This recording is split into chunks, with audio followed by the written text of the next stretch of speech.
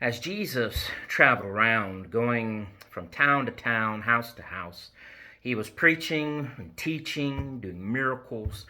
And a lot of times there was a great multitude that would be following Jesus to see and hear what he was doing and saying. And actually, Jesus is said to have had many disciples of Jesus who were following him as disciples and trying to learn from them, but some or them try to learn from him. But sometimes Jesus challenged some of these people who wanted to follow Jesus, who claimed to follow Jesus, and he tested them at times. We have an occasion of that in Luke chapter 9, where we are today. In Luke chapter 9, if you want to follow along there with me, starting in verse 57, it says that it happened as they were journeying on the road that someone said to Jesus, "Lord, I will follow you wherever you go," this one claimed.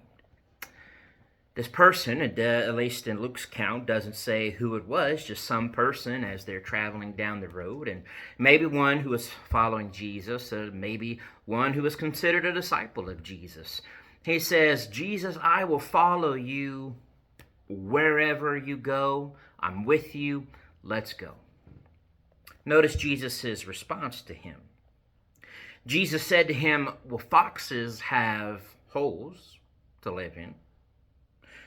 Birds of the air have nests.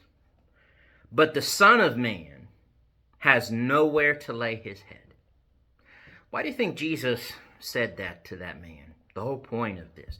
Was this that, Jesus literally had nowhere to sleep at night, nowhere to... Well, I mean, they traveled. They would, I'm sure, probably camp along the way. They would try to find people they could stay with as they traveled around. I think Jesus' ultimate point here is to tell this person that following Jesus was not going to be some easy peasy, coasting along, everything's great kind of thing. It was going to be hard. It's going to be challenging. Really what Jesus is telling this person is, are you sure you really are willing to follow me wherever I go? Because the road's going to be tough following Jesus. Well then, verse 59, Jesus then said to another person, "Follow me." So as Luke tells it here in verse 59, Jesus, whoever he was talking to, tells this person, "Come on, follow me." Well, this person said to Jesus, "Lord, let me first go and bury my father." But Jesus said to him, "Let the dead bury their own dead, but you go and preach the kingdom of God." Now, at first, that may seem kind of harsh. Like, well, if this guy's father died, this guy's got to go, to do the funeral. He's got to go bury his father, all of this. And, what about the body? Maybe, why wouldn't Jesus allow this man to do that? And I don't know for sure if what I'm going to answer to that is for sure right or not, but something I've heard is this idea of the dead burying their own dead. It could be because the Jews had a two burial system. They would bury a body, let it decompose for a year, go back, collect the bones, and bury it again. It's possible what Jesus is referring to here is that technically his father is already buried. His body was probably already with the dead. And this person was wanting to go back and, put the bones in an ossuary and go through that. So Jesus is, if that is the case, Jesus is just kind of telling the guy, that's not such a pressing issue that he's got to go take care of right away. Instead, preach the kingdom.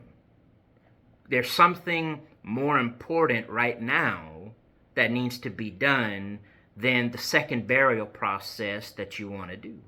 Or it could be done another day, another time, later on. Whatever the case was, Jesus was saying, no, go preach the kingdom of God. That's what's needed in this moment.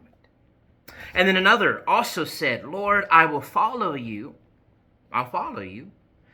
But let me first go and bid them farewell who are at my house." Okay? This person wants to follow Jesus, but hey, let me go, say goodbye to everybody back at home at the house. But Jesus said to him, no one, having put his hand to the plow and looking back, is fit for the kingdom of God. Now, again, was Jesus being rude here? Was Jesus being unloving towards relatives, family, to be able to say goodbye? No, Jesus' point in telling this man is, listen, what is going to be your priority that maybe Jesus knew for this person? Maybe his people at home would be a problem for him. Maybe he would begin to work, begin to follow, but maybe something back home, maybe people would draw him away from that work. So Jesus tells this guy, all right, you're going to get into this, but you start this work, but if you look back and you really turn back, or you're not really wanting to do this, then Jesus says such is not fitting for the kingdom of God. The point in all of this, I think, of what Jesus was trying to get across to these individuals and us today, is it is easy for me to say, I'll follow Jesus. It's easy for anybody to say, I will follow Jesus. But the question is, will we actually do it? Words are just words. I mean, I can even emphatically say, I'm going to follow Jesus. But then I've actually got to put those words into action.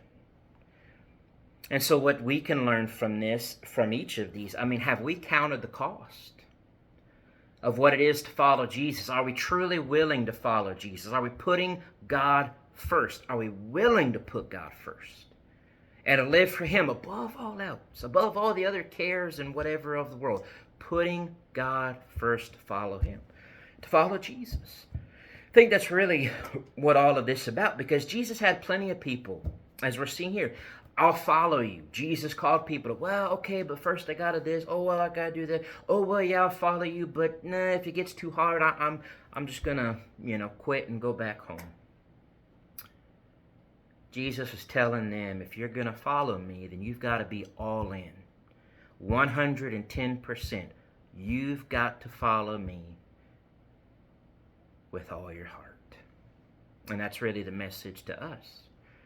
That's what we've got to see from this. And I think what we all need to examine ourselves and make sure we're truly following Jesus and not just saying the words. God bless.